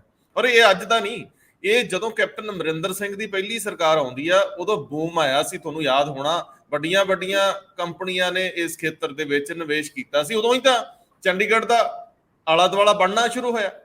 ਹੁਣ ਫਿਰ ਉਦੋਂ ਪੋਲੀਟੀਸ਼ੀਅਨਸ ਨੇ ਕਹਿੰਦੇ ਪੈਸੇ ਲੈਣੇ ਬੰਦ ਕਰਤੇ ਸੀ। ਪਹਿਲਾਂ ਦੋਸ਼ ਲੱਗਦੇ ਹੁੰਦੇ ਸੀ ਨਿਯੁਕਤੀ ਦੇ ਪੈਸੇ ਲੈ ਲਓ ਜੀ, ਐਸਐਸ ਬੋਰਡ 'ਚ ਕੋਈ ਭਰਤੀਆਂ ਹੁੰਦੀਆਂ ਤੇ ਮਾਰੋ ਮਾਰ ਚੱਲਦੀ ਸੀ, ਐਸਐਸ ਬੋਰਡ ਦੇ ਮੈਂਬਰ ਬਣ ਲਈ, ਚੇਅਰਮੈਨ ਬਣ ਲਈ, ਬੜੀ ਲੌਬਿੰਗ ਹੁੰਦੀ ਸੀ, ਮੰਤਰੀ ਜੰਨੀ ਹੁੰਦੀ ਸੀ। ਹੁਣ ਜਿਹੜੀ ਸਥਿਤੀ ਬਣ ਗਈ ਫਿਰ ਕਿ ਛੱਡੋ ਜੀ, ਬਦਲੀਆਂ 'ਚ ਕਾਹਦੇ ਪੈਸੇ, ਕਾਹਤੋਂ ਮੂੰਹ ਕਾਲਾ ਕਰਾਉਣਾ 30-40 ਹਜ਼ਾਰ 50,000 ਲੱਖ ਰੁਪਈਆ ਲੈ ਕੇ। ਫਿਰ ਗੱਲ ਚੱਲੀ 2-2 4-4 10-10 ਕਰੋੜ ਦੀ ਹਿੱਸਾ ਪਾਉਣ ਦੀ, ਸਾਰਾ ਕੁਝ। ਚੀਮਾ ਸਾਹਿਬ ਤੋਂ ਇਹ ਗੱਲ ਕੋਈ ਲੁਕੀ ਹੋਈ ਹੈ? ਅੱਜ ਇਹ ਗੱਲਾਂ ਮੁੱਕ ਗਈਆਂ ਨੇ। ਅੱਜ ਤੁਸੀਂ ਜੇਕਰ ਕੋਈ ਰਜਿਸਟਰੀ 2 ਕਰੋੜ ਦੀ ਹੁੰਦੀ ਹੈ ਤੇ ਅਸਲ 'ਚ ਕਿੰਨੇ ਦੀ ਹੁੰਦੀ ਹੈ, ਕਦੇ ਤੇ ਵੀ ਤਾਂ ਨਿਰੀਖਣ ਕਰਾਓ। ਸਭ ਤੋਂ ਪਹਿਲੀ ਗੱਲ ਕਰਨਾ ਹੀ ਪੈਸਾ ਹੀ ਇੱਥੇ ਪਿਆ ਜੀ ਸਾਰਾ। ਕੀ ਕਹਿੰਦੇ ਰੰਧਾਵਾ ਸਾਹਿਬ? ਅਸਲ 'ਚ ਇਸ ਤੋਂ ਵੀ ਵੱਡੀਆਂ ਚੀਜ਼ਾਂ ਹੈਗੀਆਂ ਨੇ, ਉਹ ਦੇਖਣ ਵਾਲੀਆਂ ਨੇ। ਉਹ ਇਹ ਹੈਗਾ, ਤੁਹਾਨੂੰ ਮੈਂ ਸਿਰਫ ਇੱਕ ਐਗਜ਼ਾਮਪਲ ਦਿੰਦਾ, ਫਿਰ ਤੁਹਾਨੂੰ ਪੂਰੀ ਗੱਲ ਸਪਸ਼ਟ ਹੋਏਗੀ ਸਾਰਿਆਂ ਨੂੰ। 2005 ਦੇ ਵਿੱਚ ਇੱਕ ਹਰਿਆਣਾ ਸਰਕਾਰ ਨੇ ਆਪਣੇ ਕੁਝ ਸ਼ਹਿਰ ਚੁਣੇ, ਅੰਬਾਲਾ, ਕੁਰਸ਼ੇਤਰ, ਕਰਨਾਲ, ਪਾਣੀਪਤ, ਸੋਨੀਪਤ। ਇੱਕ ਸ਼ਹਿਰ ਚੁਣਿਆ ਸੀ ਕਾਲਿਆਂ ਵਾਲੀ, ਬਹੁਤ ਛੋਟੀ ਜੀ ਮੰਡੀ ਹੈ, ਬਿਲਕੁਲ ਛੋਟੀ ਜੀ। ਮੈਨੂੰ ਲੱਗਦਾ ਕਿ 20,000 25,000 ਵੀ ਆਬਾਦੀ ਨਹੀਂ ਹੋਣੀ ਉਹਨਾਂ ਦੀ, ਪਰ ਉਹਨਾਂ ਨੇ ਉੱਥੇ ਇੱਕ ਸੈਕਟਰ ਬਸਾਇਆ ਤੇ ਉਹਨਾਂ ਨੇ ਸਾਰੀ ਉੱਥੋਂ ਮੰਗੀਆਂ ਐਪਲੀਕੇਸ਼ਨਸ ਕੀ ਸਾਰੇ ਇਨਵੈਸਟ ਕਰੋ, ਹੁੱਡਾ ਇਸ 'ਚ ਪਲਾਟ ਕੱਟੇਗਾ। ਤੁਹਾਨੂੰ ਹੈਰਾਨੀ ਹੋਊਗੀ 16,000 ਕਰੋੜ ਰੁਪਏ ਦੀਆਂ ਐਪਲੀਕੇਸ਼ਨਸ ਆਈਆਂ ਸੀ, 16,000 ਕਰੋੜ ਰੁਪਏ ਦੀਆਂ।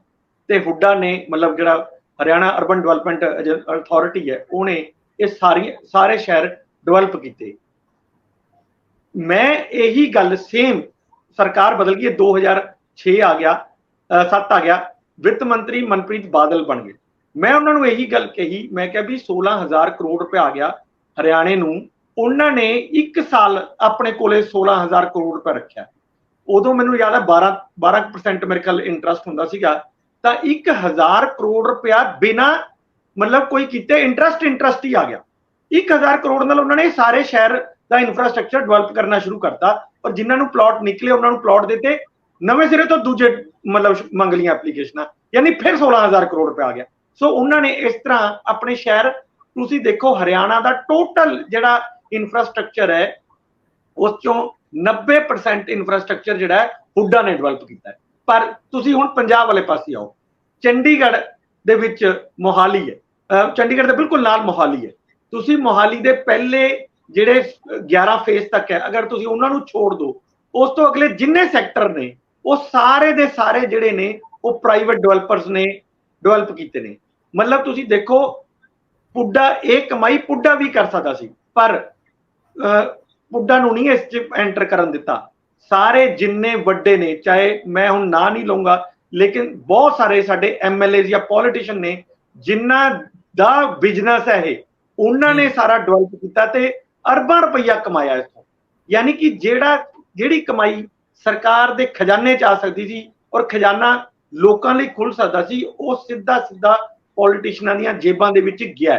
ਹੁਣ ਵੀ ਕੋਈ ਫਰਕ ਨਹੀਂ, ਕੱਲੇ ਪੋਲੀਟੀਸ਼ੀਅਨਾਂ ਦੇ ਨਹੀਂ, ਬਿਊਰੋਕ੍ਰੇਸੀ ਨੇ ਜਿੰਨਾ ਰੱਜ ਕੇ ਹਿੱਸਾ ਪਾਇਆ, ਜਿੰਨੇ ਪ੍ਰਾਈਵੇਟ ਪਲੇਅਰ ਸੀ, ਉਹਨਾਂ ਨੇ ਜਦੋਂ ਕੋਈ ਵੀ ਨਵੀਂ ਡਿਵੈਲਪ ਕੀਤੀ ਕਲੋਨੀ ਜਾਂ ਉਹਨਾਂ ਨੇ ਫਲੈਟਸ ਬਣਾਏ ਨੇ, ਬਿਲਡਿੰਗਸ ਬਣਾਈਆਂ, ਹਾਊਸਿੰਗ ਸੁਸਾਇਟੀਜ਼ ਬਣਾਈਆਂ, ਉਹਦੇ ਵਿੱਚ ਜਾ ਚੈੱਕ ਕਰ ਲਓ ਬੇਨਾਮੀ ਅਫਸਰਾਂ ਦਾ ਕਿੰਨਾ, ਬਿਊਰੋਕ੍ਰੇਸੀ ਦਾ ਸਭ ਤੋਂ ਵੱਧ ਪੈਸਾ ਲੱਗਿਆ। ਸਭ ਤੋਂ ਵੱਧ ਸ਼ੈਲਟਰ ਬਿਊਰੋਕ੍ਰੇਸੀ ਨੇ ਉਹਨਾਂ 4-5 ਬਿਲਡਰਸ ਨੂੰ ਦਿੱਤਾ ਹੈ। ਜੇਕਰ ਤੁਸੀਂ ਜ਼ਿਕਰ ਕਰਨ ਲੱਗੋ, ਪੁਰਾਣੇ ਕਈ ਅਫਸਰ ਇਹ ਪੋਤੜੇ ਫਰੋਲਦੇ ਨੇ ਉਹਨਾਂ ਦੇ ਕਿ ਕਿਹੜੇ ਅਫਸਰਾਂ ਦੇ ਪੈਸੇ ਲੱਗੇ ਆ, ਕਿਉਂਕਿ ਅਸੀਂ ਤੱਥਾਂ ਤੋਂ ਬਿਨਾਂ ਬੋਲ ਨਹੀਂ ਸਕਦੇ, ਬੋਲਣਾ ਬਣਦਾ ਵੀ ਨਹੀਂ, ਲੇਕਿਨ ਤੱਥ ਵੀ ਪੇਸ਼ ਹੁੰਦੇ ਰਹਿੰਦੇ ਆ। ਇਹ ਜ਼ਰੂਰ ਖੁਲਾਸੇ ਕਿਸੇ ਦਿਨ ਕਰਨੇ ਬਣਦੇ ਜੀ। ਇੰਦਰਪ੍ਰੀਤ ਜੀ, ਸਾਹਿਬ ਇੱਕ ਤੱਥ ਤਾਂ ਮੇਰੇ ਕੋਲ ਹੈਗਾ, ਮੈਨੂੰ ਯਾਦ ਹੈ ਉਦੋਂ ਜਦੋਂ ਸੁਰੇਸ਼ ਕੁਮਾਰ ਹੋਣੀ ਪੁੱਡਾ ਦੇ ਚੀਫ ਐਡਮਿਨਿਸਟ੍ਰੇਟਰ ਸੀਗੇ, ਉਹਨਾਂ ਨੇ ਇਹ ਗੱਲ ਕਹੀ ਸੀ ਕਿ ਜਿਹੜੇ ਵੀ 70 ਉਦੋਂ ਮੇਰੇ ਖਿਆਲ ਸ਼ਾਇਦ 78 ਤੋਂ 80 ਵਾਲਾ ਨਵੇਂ ਸੈਕਟਰ ਬਣੇ ਸੀ, ਵੀ ਇਹਨਾਂ ਸੈਕਟਰਾਂ ਦੇ ਵਿੱਚ ਕੋਈ ਵੀ ਪ੍ਰਾਈਵੇਟ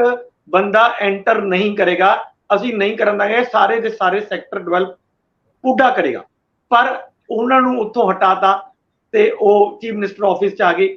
ਪਰ ਇਹ ਸੈਕਟਰ ਉਸ ਤੋਂ ਬਾਅਦ ਜਿਹੜੇ ਜਿੰਨੇ ਵੀ ਡਿਵੈਲਪ ਹੋਏ ਨੇ, ਤੁਸੀਂ ਦੇਖੋ ਉਹ ਸਾਰੇ ਦੇ ਸਾਰੇ ਉੱਥੇ ਪ੍ਰਾਈਵੇਟ ਪਲੇਅਰਸ ਵੱਲੋਂ ਡਿਵੈਲਪ ਹੋਏ ਨੇ। ਤੇ ਮੈਂ ਜਿਹੜੀ ਉਹੀ ਗੱਲ ਕਰ ਰਿਹਾ ਕਿ ਜਦੋਂ ਸਾਡਾ ਜਿਹੜਾ ਨੀਤੀ ਘਾੜੇ ਨੇ, ਉਹਨਾਂ ਦਾ ਧਿਆਨ ਇਸ ਗੱਲ ਦੇ ਉੱਤੇ ਹੈ ਕਿ ਸਾਡੀਆਂ ਜੇਬਾਂ 'ਚ ਪੈਸਾ ਕਿਵੇਂ ਆਏ, ਤਾਂ ਸਾਡੇ ਕੋਲੇ ਇਸ ਤਰ੍ਹਾਂ ਦੇ ਰਸਤੇ ਆਪਣੇ ਆਪ ਹੀ ਖੁੱਲ ਜਾਂਦੇ ਨੇ।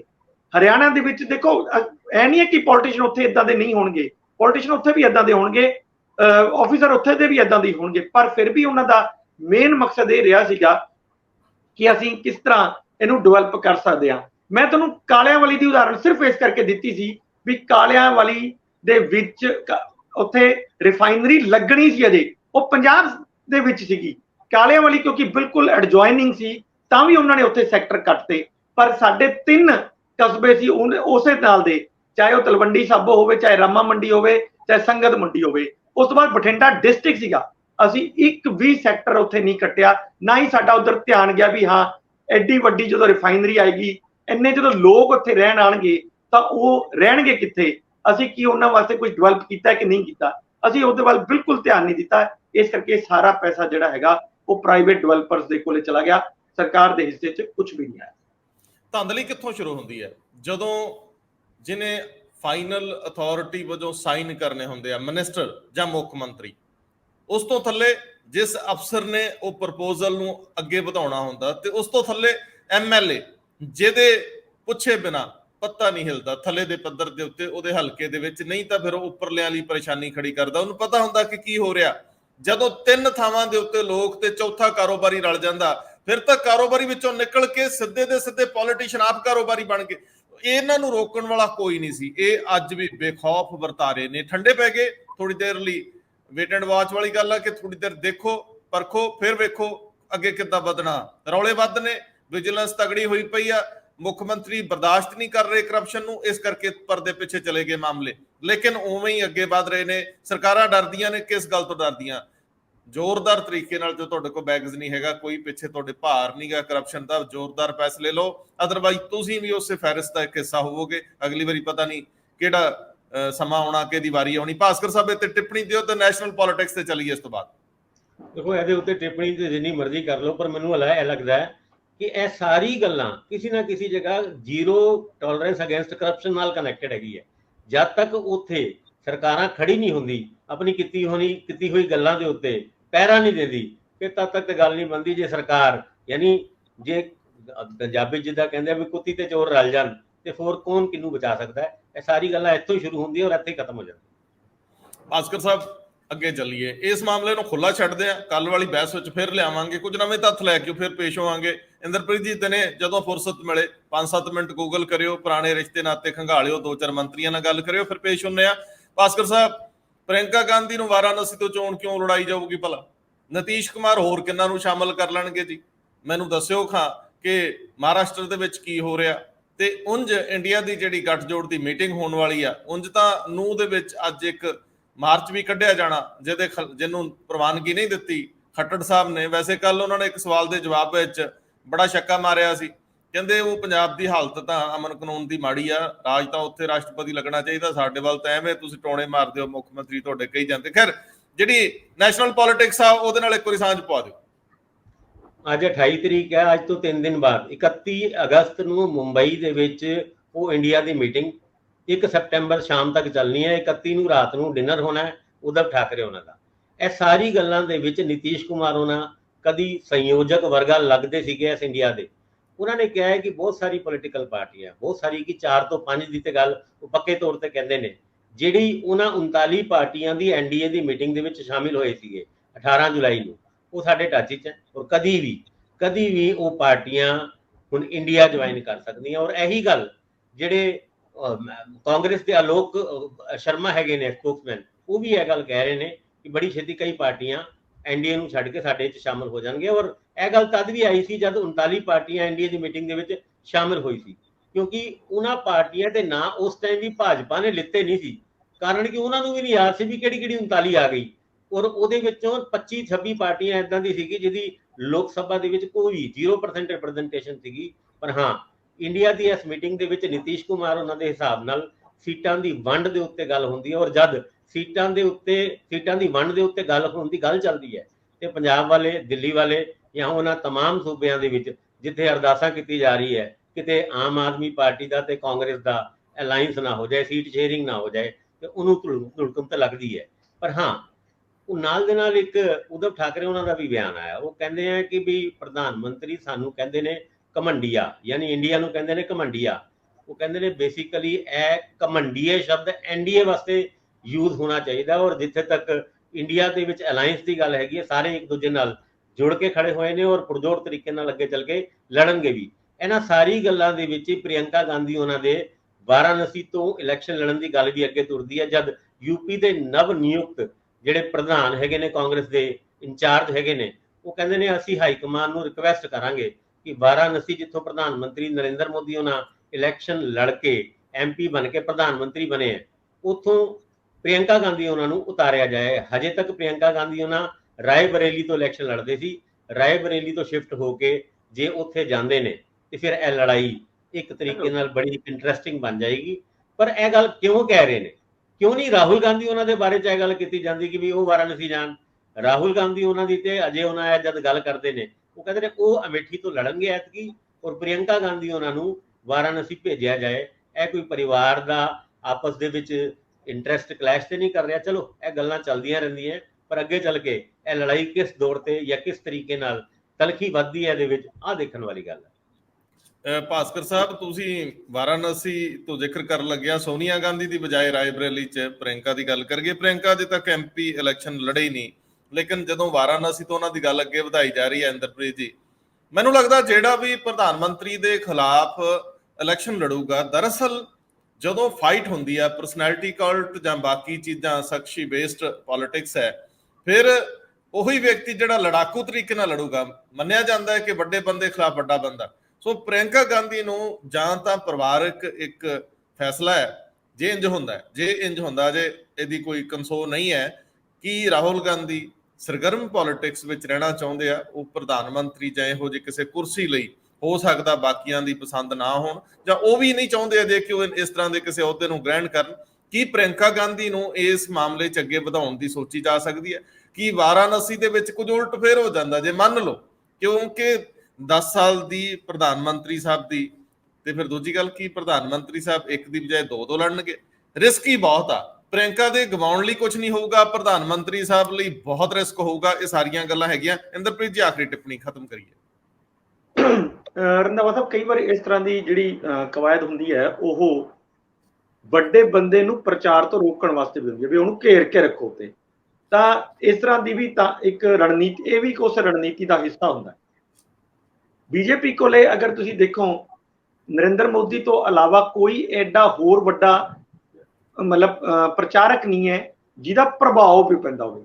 ਉਹਨਾਂ ਕੋਲ ਅਮਿਤ ਸ਼ਾਹ ਵਰਗਾ ਹੈ, ਲੇਕਿਨ ਉਹਨਾਂ ਦਾ ਪ੍ਰਭਾਵ ਨਹੀਂ ਹੈ। ਅਗਰ ਤੁਸੀਂ ਉਹਨਾਂ ਨੂੰ ਬੋਲਦੇ ਹੋਏ ਸੁਣੋ ਰੈਲੀਆਂ ਦੇ ਵਿੱਚ, ਤਾਂ ਰੈਲੀ 'ਚ ਉਹ ਪ੍ਰਭਾਵ ਨਹੀਂ ਛੱਡ ਪਾਉਂਦੇ ਜੋ ਨਰਿੰਦਰ ਮੋਦੀ ਛੱਡਦੇ ਆ। ਸੋ ਅਗਰ ਉਸ ਨੂੰ ਤੁਸੀਂ ਇੱਕ ਸੀਟ ਤੱਕ ਹੀ ਸੀਮਿਤ ਕਰ ਲੈਂਦੇ ਹੋ ਜਾਂ ਉਹਦੇ ਆਲੇ ਦੁਆਲੇ ਦੀਆਂ 2-4 ਸੀਟਾਂ ਤੱਕ ਸੀਮਿਤ ਕਰ ਲੈਂਦੇ ਹੋ, ਤਾਂ ਜਿਹੜੇ ਹੋਲ ਕੰਟਰੀ ਹੁੰਦਾ ਹੈ ਉਹ ਤੁਹਾਡੇ ਕੋਲ ਇੱਕ ਫਿਰ ਸਪੇਸ ਬਚ ਜਾਂਦੀ ਹੈ। ਉੱਥੇ ਫਿਰ ਤੁਸੀਂ ਆਪਣੀ ਜਿੰਨਾ ਮਰਜ਼ੀ ਪ੍ਰਚਾਰ ਕਰਕੇ ਜਿਹੜਾ ਹੈਗਾ ਉਹ ਆਪਣੀ ਸਥਿਤੀ ਜਿਹੜੀ ਇੱਕ ਸਪੇਸ ਹੈ ਉਹ ਬਣਾ ਸਕਦੇ ਹੋ। ਇਹ ਉਸ ਰਣਨੀਤੀ ਦਾ ਵੀ ਹਿੱਸਾ ਹੋ ਸਕਦਾ ਹੈ। ਬਿਲਕੁਲ ਤੁਸੀਂ ਠੀਕ ਕਿਹਾ ਕਿ ਪ੍ਰਿਯੰਕਾ ਗਾਂਧੀ ਕੋਲੇ ਹਾਰਨ ਨੂੰ ਕੁਝ ਨਹੀਂ ਹੈਗਾ, ਲੇਕਿਨ ਨਰਿੰਦਰ ਮੋਦੀ ਅਗਰ ਉੱਥੇ ਫਸ ਜਾਂਦੇ ਆ, ਅਗਰ ਉਹਨਾਂ ਨੂੰ ਲੱਗਦਾ ਹੈ ਕਿ ਕੰਟੈਸਟ ਟਫ ਹੋ ਜਾਏਗਾ, ਤਾਂ ਉਸ 'ਚ ਜਿਵੇਂ ਪਿਛਲੀ ਵਾਰ ਸਮ੍ਰਿਤੀ ਇਰਾਨੀ ਨੂੰ ਰਾਹੁਲ ਗਾਂਧੀ ਦੇ ਖਿਲਾਫ ਖੜਾ ਕਰਕੇ, ਜਾਂ ਅਰਵਿੰਦ ਕੇਜਰੀਵਾਲ ਜਦੋਂ ਸ਼ੀਲਾ ਦੀਕਸ਼ਿਤ ਦੇ ਖਿਲਾਫ ਇਸ ਤਰ੍ਹਾਂ ਹੀ ਖੜਾ ਹੋਏ ਸੀਗੇ, ਤਾਂ ਇੱਕ ਇਸ ਤਰ੍ਹਾਂ ਦਾ ਵੀ ਹੁੰਦਾ ਵੀ ਜਦੋਂ ਤੁਸੀਂ ਐਡੇ ਵੱਡੇ ਲੀਡਰ ਨੂੰ ਹਰਾਉਂਦੇ ਹੋ ਤਾਂ ਅਚਾਨਕ ਹੀ ਤੁਸੀਂ ਫਿਰ ਬਹੁਤ ਬੜੇ ਵੀ ਹੋ ਜਾਂਦੇ ਹੋ। ਸੋ ਇਹ ਇੱਕ ਤੀਰ ਨਾਲ ਦੋ ਨਿਸ਼ਾਨੇ ਵੀ ਹੁੰਦੇ ਆ। ਮੈਨੂੰ ਲੱਗਦਾ ਕਿ ਇਹ ਉਸੇ ਤਰ੍ਹਾਂ ਦੀ ਜਿਹੜੀ ਰਣਨੀਤੀ ਦਾ ਹਿੱਸਾ ਹੈਗੇ। ਇੱਕ ਖਬਰ, ਜਿਹੜੀ ਖਬਰਾਂ ਤਾਂ ਹੋਰ ਬਹੁਤ ਸਾਰੀਆਂ ਕ੍ਰਾਈਮ ਨਾਲ ਜੁੜੀਆਂ ਸੀ ਕਿ ਅਮਰੂਦਾਂ ਵਾਲੇ ਮਾਮਲੇ ਨੂੰ ਠੰਡੇ ਬਸਤੇ 'ਚ ਪਾਇਆ ਜਾ ਰਿਹਾ।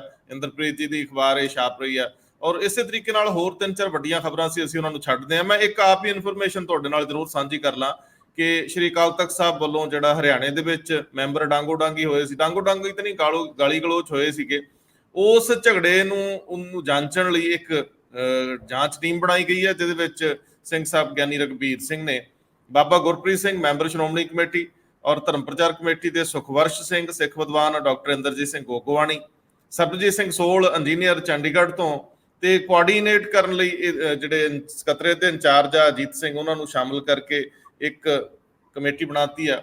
ਵੈਸੇ ਜਿੰਨੇ ਵੱਡੇ ਬੰਦੇ, ਧਰਮੀ ਬੰਦੇ, ਉਹਨਾਂ ਨੂੰ ਆਪਣੇ ਤੇ ਮਰਿਆਦਾ, ਸਵੈ ਅਨੁਸ਼ਾਸਨ ਓੜਨਾ ਚਾਹੀਦਾ। ਕਿਉਂ ਨਹੀਂ ਓੜਦੇ? ਅਸੀਂ ਕਾਫੀ ਅੱਗੇ ਲੰਘ ਆਏ, ਅੱਜ ਲੇਟ ਵੀ ਆ, ਤੇ ਮੈਨੂੰ ਲੱਗਦਾ ਸਾਨੂੰ ਇਹ ਸਮਾਪਤ ਕਰ ਦੇਣਾ ਚਾਹੀਦਾ ਹੁਣ। ਬਹੁਤ ਮਿਹਰਬਾਨੀ, ਬਹੁਤ ਧੰਨਵਾਦ। ਧੰਨਵਾਦ।